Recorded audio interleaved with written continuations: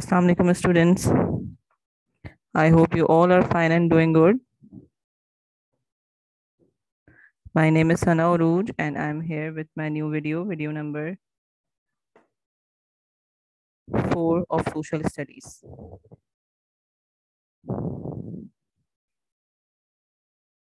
My name is Miss Sana Uruj and I'm here with my new video of social studies. Today we are going to start the new lesson, chapter number 3 of social studies, climate. Okay, so today we are going to read the lesson and I will explain it to you. So for reading, you have to take out your book and you have to take out the page number 13, chapter number 3, climate.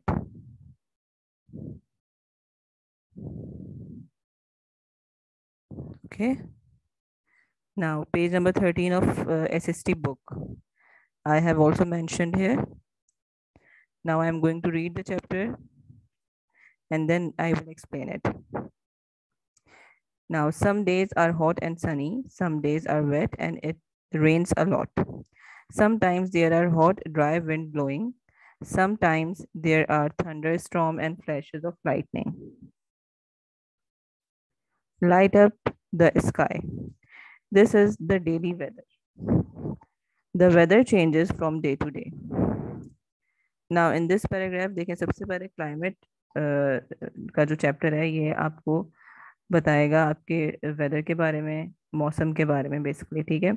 अब इस paragraph में जो आपको बताया गया है, some days are hot and sunny, यानी कि कुछ दिन आपके जो साल के होते हैं वो कुछ जिसमें बहुत ज़्यादा गर्मी होती है, सूरज निकला हुआ होता है। कुछ दिन ऐसे होते हैं जब बहुत ज़्यादा रेन होती है। कुछ दिन ऐसे होते हैं जब वेदर बहुत ड्राई और हॉट होता है। सही है, कभी आपको लगता है कि बहुत ज़्यादा आंधी तूफान आ रहा है और गरज चमक के साथ बारिश हो रही है। तो ये जो डेली का जो चेंजेस होता है, मौसम मौसम में जो तब्दीली आ रही होती है उसको हम कहते हैं वेदर, ठीक है। The weather changes from day to day, और हर दिन के हिसाब से मौसम या वेदर जो है वो चेंज हो रहा होता है जगह का, ठीक है। Now moving on to the next paragraph. However, in some places it is cold for long period of time. It is so cold that often instead of rain, snow and hail falls from the clouds. कुछ जगह इतनी ज़्यादा ठंडी होती हैं for a long period of time, यानी कि पूरे पूरे साल वहाँ पे इतनी ठंड हो रही होती है और वहाँ पे बारिश के साथ साथ स्नोफॉल भी हो रही होती है, ठीक है। Now the next paragraph. In some places, very little rain falls during the year. The land is hard and dry, and the temperature is usually hot in the day and cool at night. अच्छा जी, कुछ जगहों पे बहुत ज़्यादा rainfall हो रही होती है पूरे साल। इसके साथ साथ कुछ जो हिस्सा होता है ज़मीन का वो बहुत हार्ड होता है, ड्राई होता है, और ऐसी जगहों का कहीं पे टेम्परेचर बहुत ज़्यादा हॉट होता है, यानी कि बहुत गर्मी हो रही होती है। और कभी कभी रात में ठंड हो जाती है, यानी रातें जो है वो ठंडी हो जाती हैं, दिन जो है वो बहुत गर्म होते हैं। ये सारी आपको मुख्तलिफ जगहों के मौसमों के बारे में बताया गया है, ठीक है, इन तमाम पैराग्राफ्स में। इसी तरह से आपकी बुक पे ऑन पेज नंबर 13 दो जगहों की पिक्चर दी हुई है, जहाँ पे एक जगह सवात मालम जब्बा, स्नो इन मालम जब्बा इन सवात, सवात से आपको दिखाया गया कितनी बर्फबारी हो रही है, स्नोफॉल हो रही है। और दूसरी पिक्चर में आपको दिखाया गया है very warm climate in Sukkur. तो नेक्स्ट पिक्चर जो है उसमें हमने आपको दिखाया कि सखर में गर्मी होती है और हॉट वेदर होता है, ठीक है। तो वो आपको दूसरी पिक्चर में दिखाया गया। Now moving on to the next paragraph. We say these places have different climates. Climate is the word we use for the usual weather a place has during a year. In most parts of Pakistan, we have warm climate. अच्छा जी, कुछ जगहों पे जो places, बहुत सारी जगहों पे जो क्लाइमेट्स हैं वो डिफरेंट होता है, ठीक है। अब climate is the word we use for the usual weather a place has during a year. Climate का वो जो वर्ड है वो हम इस यूज करते हैं कि किसी जगह का weather for a long period of time, यानी कि साल के ज़्यादातर हिस्सों में जिस जगह का वेदर कैसा है, उस चीज़ को हम क्लाइमेट कहते हैं। ठीक है।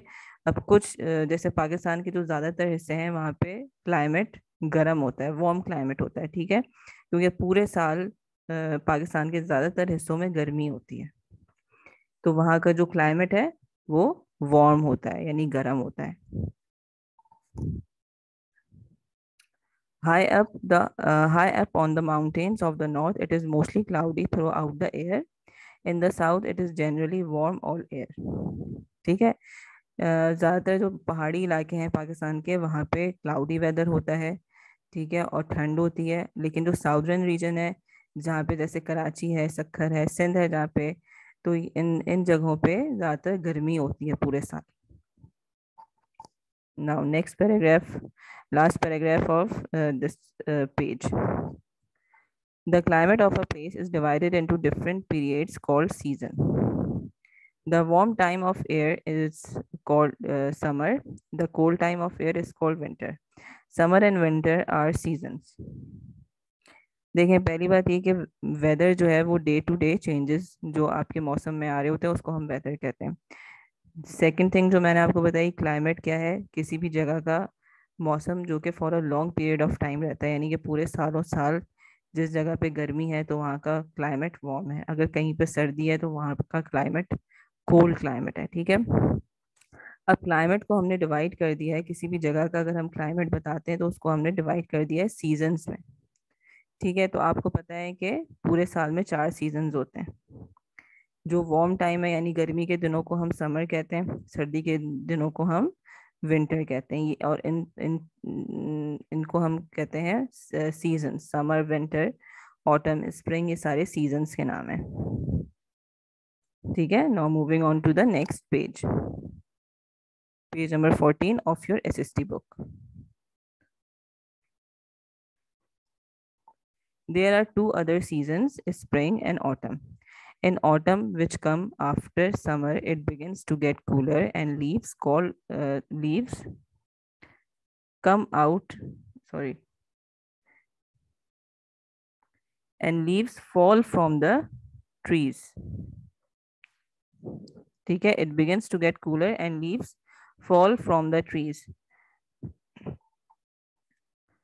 अच्छा, यहाँ पे आपको मैंने 2 सीजन्स के बारे में बताया, समर और विंटर के बारे में, और नेक्स्ट हम आपको बता रहे हैं स्प्रिंग और ऑटम के बारे में। ठीक है, अब ऑटम क्या है? ऑटम हम कहते हैं खिजा के मौसम को, जो कि गर्मी के बाद आता है, जिसमें it begins to get cooler, यानी कि थोड़ा जैसे ठंडी ठंडी हवाएं चलना शुरू होती हैं और ड्राइनेस हो जाती है, और जो है ट्रीज से जो पत्ते हैं वो गिरना शुरू हो जाते हैं, खिजा का मौसम जो होता है। ठीक है, इसको हम कहते हैं autumn.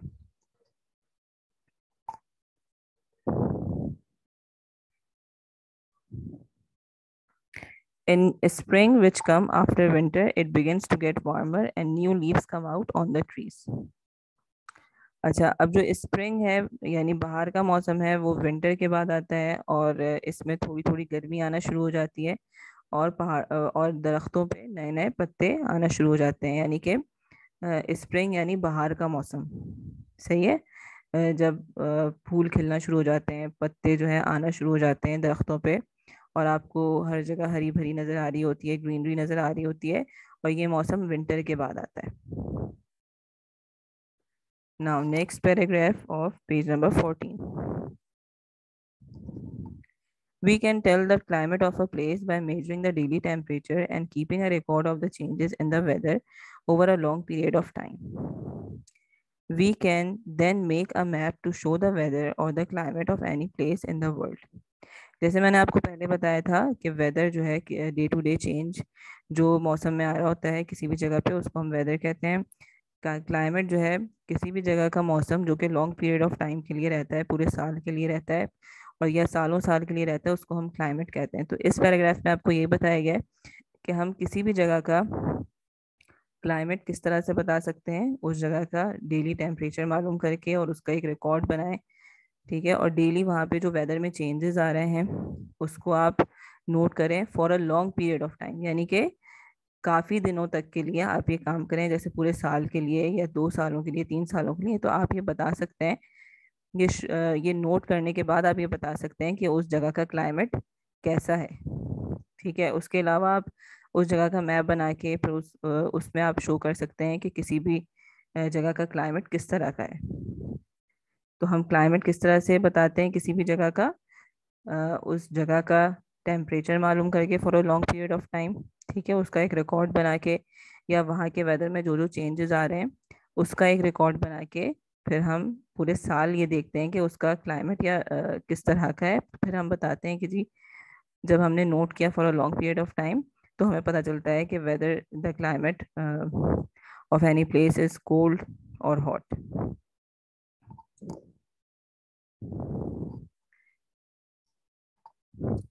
After this, they have given the map on page number 14, rainfall map of Pakistan. अब इसमें आपको ये बताया गया है कि जी डिफरेंट रीजन में पूरे साल का ये समझे इन्होंने जो रेनफॉल इन्होंने मालूम किया है कि किस जगह पे कितनी बारिश हो रही है, और फिर उसको मैप के जरिए आपको बताया है कि कौन से प्रोवेंस में किस जगह पे कितनी बारिश हो रही है।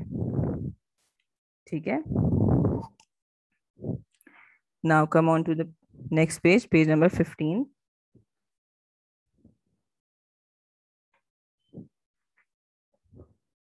Temperature, heat is measured with a thermometer in degree Celsius. Rainfall is measured in millimeter with the rain gauge.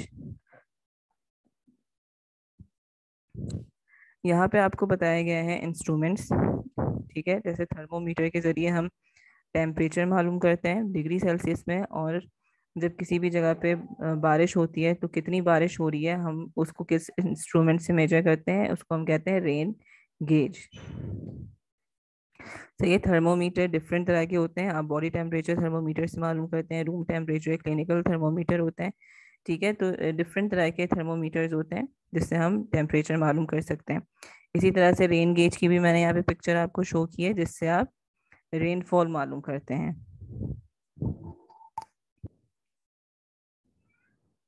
We use a weather vane to tell us the direction of the wind. अब एक और instrument के बारे में यहाँ पे बताया गया है, वेदर वेन। वेदर वेन हम यूज करते हैं हवा की डायरेक्शन बताने के लिए कि हवा किस सिमत में चल रही है।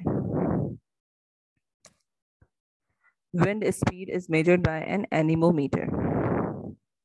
हवा की जो रफ्तार है, यानी हवा के चलने की स्पीड हम बताते हैं इंस्ट्रूमेंट से, जिसको हम कहते हैं anemometer. Okay. A barometer is a barometer measures air pressure. Barometer air के प्रेशर को मालूम करने के लिए इस्तेमाल किया जाता है, ठीक है। Other instruments are used to measure the wind speed, the amount of sunshine and water vapor in the atmosphere. People who study the weather and climate and keep records are called meteorologists. अच्छा जी, दूसरी तरह के भी instruments use किए जाते हैं wind speed मालूम करने के लिए, सनशाइन मालूम करने के लिए, या water vapour in the atmosphere humidity मालूम करने के लिए। यहाँ पे आपको कुछ इंस्ट्रूमेंट्स के नाम बताए गए। इसके अलावा और भी बहुत सारे इंस्ट्रूमेंट्स हैं जिसको इस्तेमाल किया जाता है मुख्तलिफ चीज़ों को मालूम करने के लिए, ठीक है। और लास्ट पैराग्राफ में आपको बताया गया है वो लोग जो कि वेदर के बारे में और क्लाइमेट के बारे में पढ़ते हैं, उसका रिकॉर्ड रखते हैं, उनको क्या कहा जाता है, मेट्रियोलॉजिस्ट कहा जाता है। Okay, I hope you have understood the lesson. We have completed the reading and explanation of lesson number 3, climate here. So I will come with the question answers or work page of this lesson in my next videos. So wait for my next video. Till then, thank you and Allah Hafiz.